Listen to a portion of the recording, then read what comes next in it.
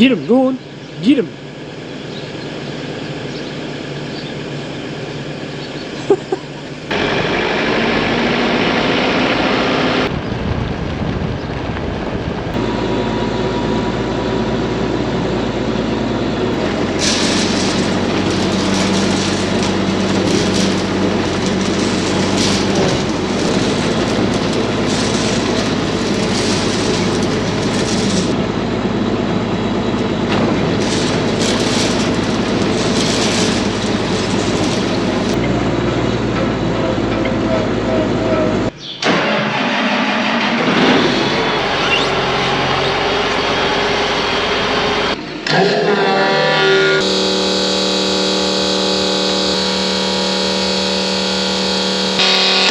Good morning, everybody. Welcome back to the farm.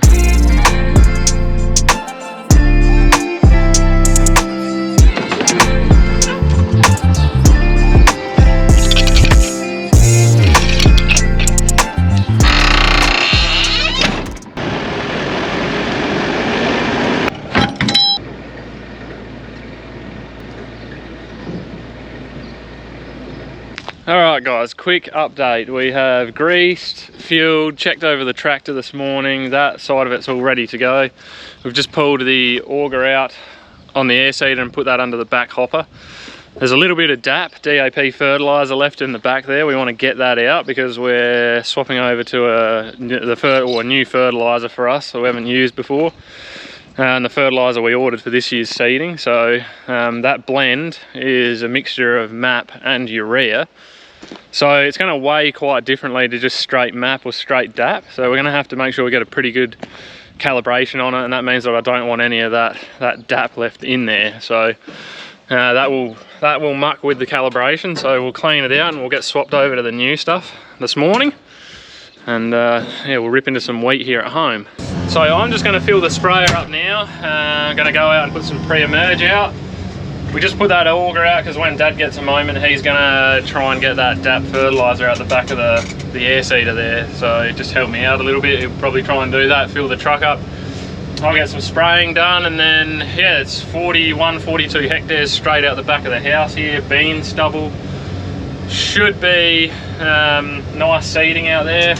But we will try and knock that one off today. About 100 acres roughly, if you speak acres. So anyway, let's get this thing filled up and yeah, get going with the day. Dad is flat out at the moment feeding sheep because it's, well, another day of drought here really, although I don't particularly like using that word because if you look back at probably the last 3 or 4 years we've been going into this time of the year in the exact same situation, probably like under 50 millimeters of rain for the year. I wouldn't really call it a drought until we get to the end of the year and we've had no rain. So our wet months are coming up here now, so we're just, man, I hope we get some rain soon. And they are actually talking the chance of some rain on, what is it today? For your reference, it is the 26th of May and Sunday the 26th of May. And they're talking a bit of rain possibly this Wednesday or Thursday, but it's not much. Best case scenario, 5 to 10 millimeters. Worst case, 1 to 5. A couple of mils not going to do much. The only problem is, yeah, we've still got plenty of crop to go in the ground, and we kind of want a little bit more rain than that to do some of that. I don't want to put canola in the ground until, like if I go and dry seed it now and we get 3 millimeters of rain and the stuff germinates and dies because we don't get any rain for another 2 or 3 weeks, well, there goes $15,000 worth of seed down the drain. So we really need a bigger rain than that, but we'll take whatever we can get at the moment, because if we can get some stuff growing, that'll be awesome. And not to mention, I'm so sick of dry seeding barley and it just being full of weeds. It's been the same story for the last 3 or 4 years, I think. So, I'd just like to get an early rain and get a knockdown on some weeds. But if we get desperate, which I suspect we're probably going to, we'll just seed it and we'll deal with whatever we get afterwards.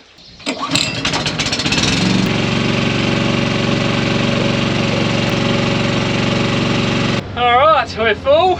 Let's start the long commute to the paddock. And we're there.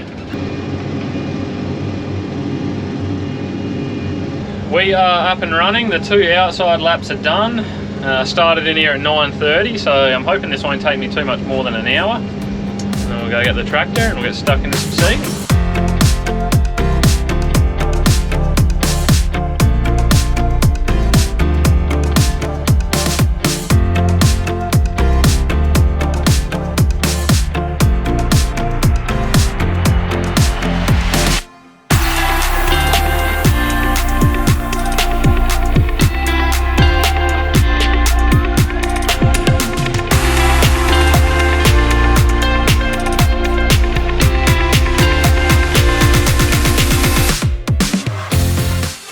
So I started at 9:30, I've got about 3 runs left to do, and then we're done in here, so it's going to take me almost exactly an hour, which is good.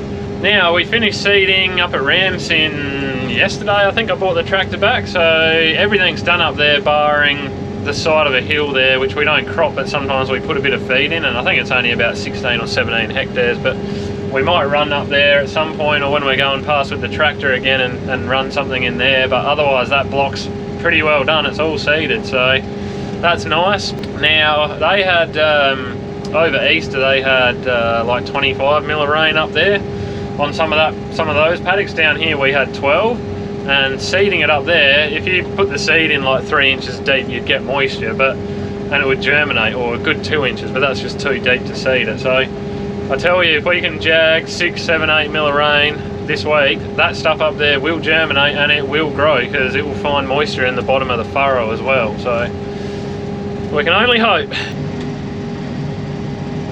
The hardest part about spraying this paddock was mixing up.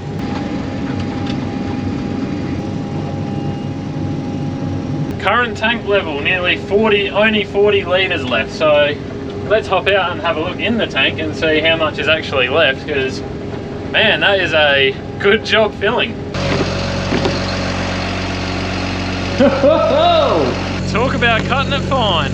That's alright. Typically when you're spraying you don't really want much left, because especially if you're at the end of a paddock or you're at the end of using that particular product, you don't really want a whole lot left in there, so that's what you're aiming for. Now I realise when I said before that we'd finished seeding up at Ramsin, nobody really knows where that is, and I do need to organise some maps of the farm so that I can show everyone where, well, you know, what I'm talking about when I'm talking about it. But that's a land that's, I don't know, roughly 10 k's north of here, so that's all done and dusted, like I said. Now it looks like Dad's emptied the hopper on the air seeder and he's put the auger back in, so that's nice. And well, the truck isn't in the shed, so he must be over putting some seed and fert in that, so we're laughing. So while Dad's busy with the truck, I thought I would come up and grab some water and whatever, so I'm ready to go when we get the air seeder full. And man, the weather is just gorgeous at the moment. It's already like 18.6 degrees when I filled out my sprayer paperwork. I tell you what, if winter was like this just with rain, I'd be really happy, but it won't be. It'll turn cold at some point. I'm just looking for a 1 litre jug so I can weigh some of this fertilizer. Dad reckons he had one down here in the shearing shed, but it remains to be seen at this stage. Well, I can't see a 1 litre jug down here, but I've got a 3 litre over the road, so I'll just go and get that. That'll give us something to go off of.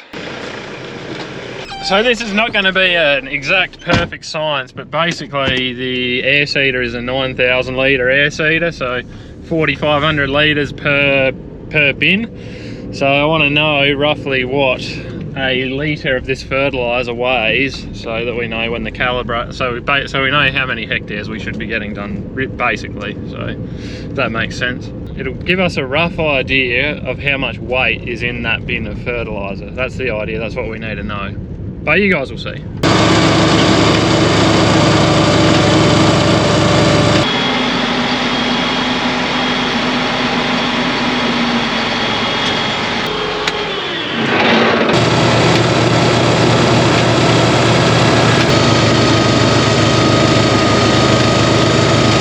So I weighed 3 litres of that stuff, and it weighed, what did it weigh? 2785. 2 kilos, 785 grams. So that gives us a density of 928 grams per litre. So it's heavier than what I was thinking. That's why I needed to weigh this. I need to understand how much weight is in that hopper at the moment. So I think if we're getting around 40 to 41 hectares off of a fill, that would be about right at 100 kilos per hectare. So we can go about as high as 110 kilos a hectare with this stuff, but on single shoot that's absolutely maxing it out, otherwise it's too much nitrogen with the seed. So yeah, we've got to go back now. We'll run a calibration and we'll enter everything into the screen and get it all tidied up and we're ready to go. Weighing it in that jug would certainly not be perfect, but it gives, like I said, it gives me something to go off, which is what I need.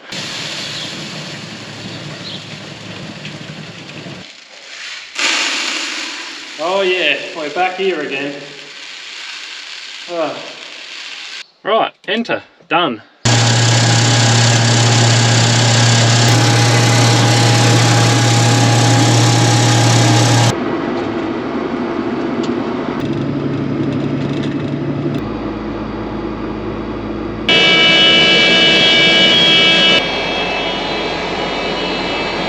Alright, I think we're looking good.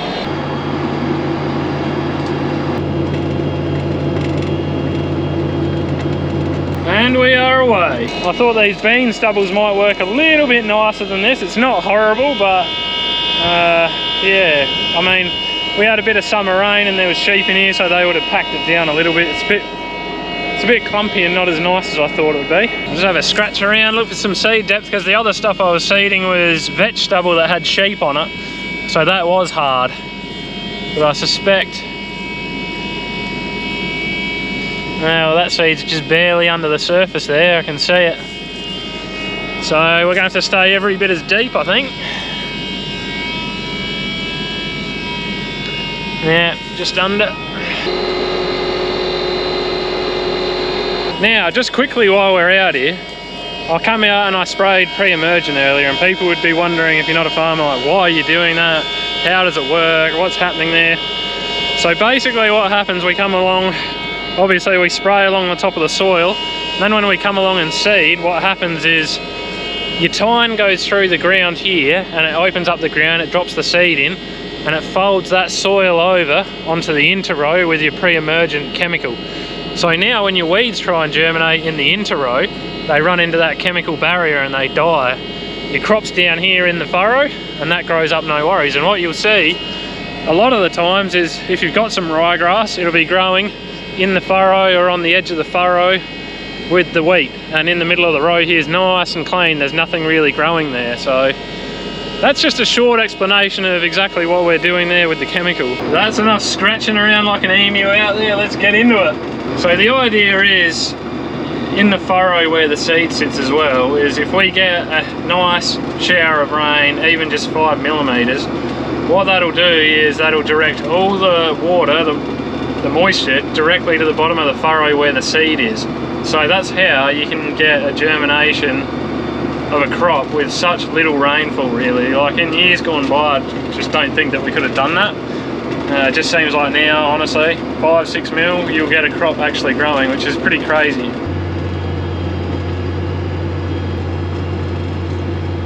Well guys, I don't know, I am just bitterly disappointed at how this paddock is seeding.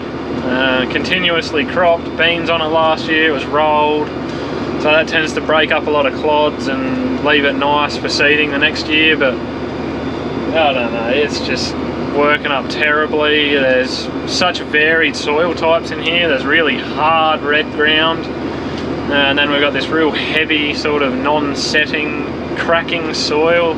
It's the sort of ground that you come to and it gets cracks like this wide in it, and literally you can go 5 meters and it'll be one soil type to the other. It's hard to get seed depth right into it, especially with just a tine seeder like this. I think like a disc seeder or a parallelogram would do a way better job, but this is what we've got, and so we've got to deal with it. But yeah, I don't know. Everybody says that getting and dry seeding does a good job, and yeah, look, I mean, you can get the crop in the ground and you can use good pre-emergence and you can get a decent crop out, but I don't know, I don't like it. I don't like it at all, especially on some of this soil near home here. It's just, yeah, it makes tough work of it. So I've almost done 10 hectares now, so we'll jump out in a sec, have a look in the air seeder and see how much fertilizer we've gone through. Just make sure it's not pouring it out or it's not going out at high enough rate. Just give it a bit of an eyeball and make sure we're looking good. Can we do that 3 more times? Looking at how much has gone out of there, probably not. So that would tell me that my rate's not quite right. But anyway, we'll see how many hectares we get done. It's always hard to tell. And yeah, I do have cameras in the cab, but it's virtually impossible to tell how much is left in there from the cameras, so you're better off just getting out and having a look. Hello. Scratching around in the dirt like you. Yeah. Found a bean. Beanie.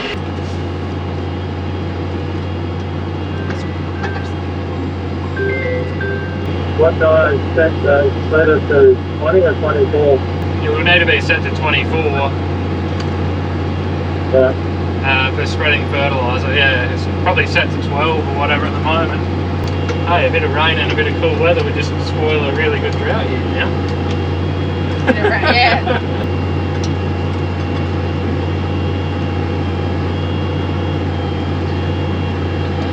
Take a bite.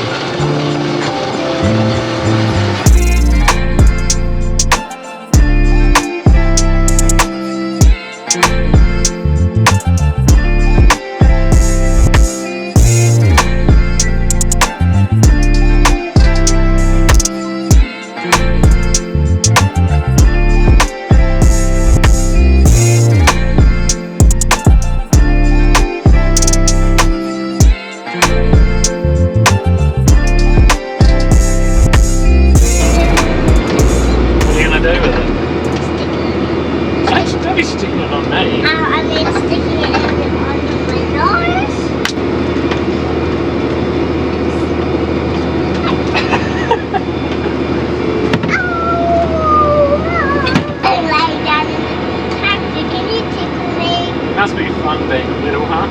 Yeah. You can lay down anywhere, hey? You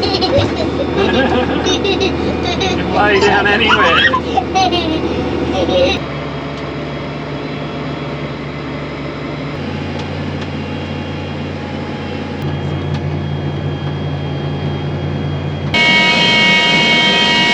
Quick seed check.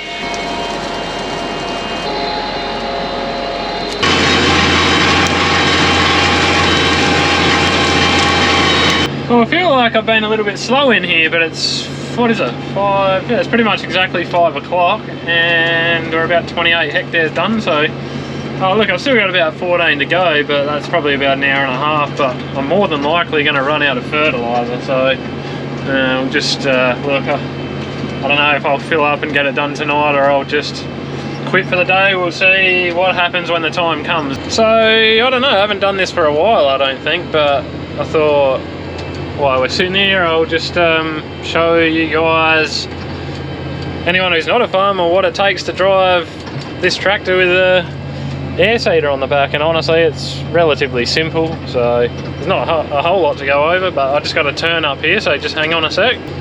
Where should we start? Well, I'll just show you guys how you drive this thing for a start. It's very, very easy. This is just your gear selector here. So you just take this from down here at park, you go forward in there, reverse in there. This here's your throttle. You got all your SCVs here, or your hydraulic controls there. So this one on the end here, that just lifts the bar up and down. Whoa, what have I hit there? Nice little rock. This one here folds the wings, this one here does the hydraulic tines, and our fan is on the end there. This one's just empty at the moment, so they're pretty easy to use. Obviously, you just pull them backwards or push them forwards, and that'll do whatever function you desire it to. I mean, this is the brains of the machine here, this screen. So this just gives me all the information of the machine, what's going on, how much fuel I'm using, power. I've got my speeds here, my preset speeds. It's kind of like cruise control, so we're seeding at 8.4 k's an hour at the moment. I've just got F2 there as one that you can hit, so you can turn corners a bit faster.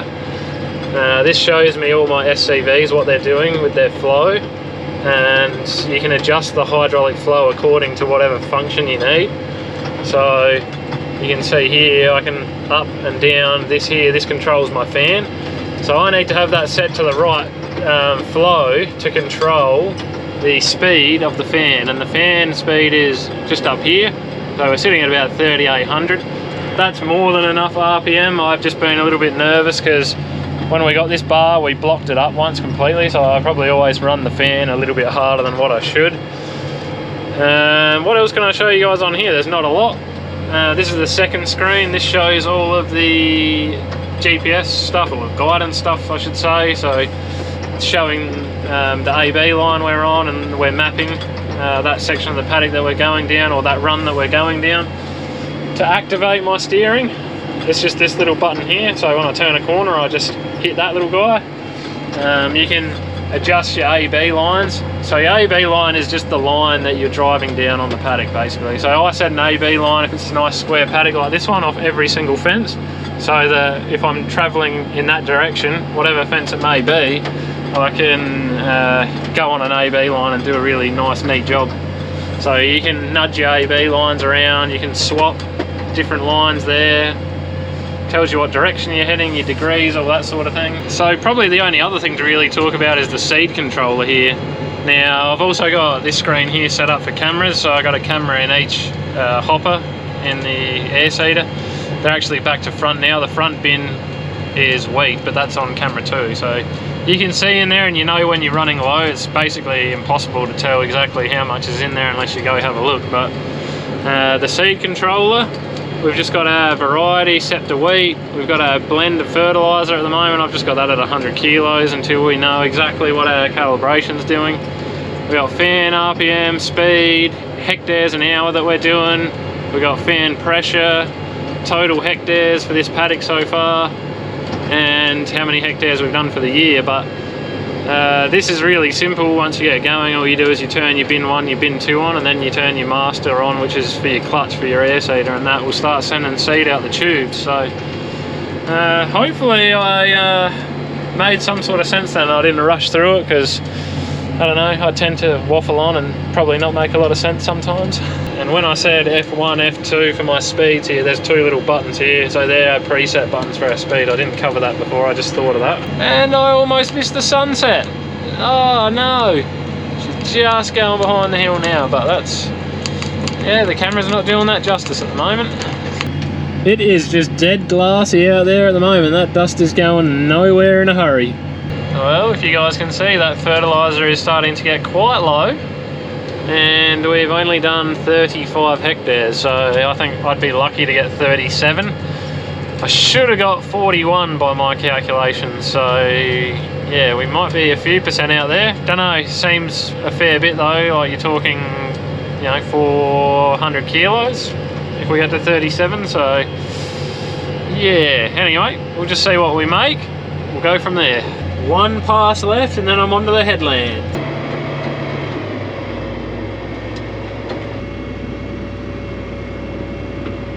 Well, I made just over 37 hectares, so pretty well short of where I need to be. But anyway, we'll make some adjustments and carry on.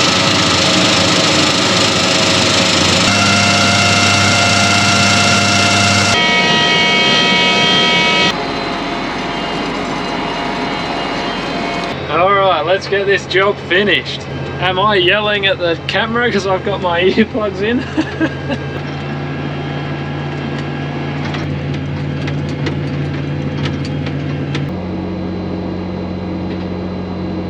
That's it, we're done for the night. Let's go and park up. About 9:40, 7:40 at the moment, so not too bad. Fingers crossed for 8 to 10 mil of rain later this week. The program will continue tomorrow. Alright guys, thanks for watching. See you in the next one.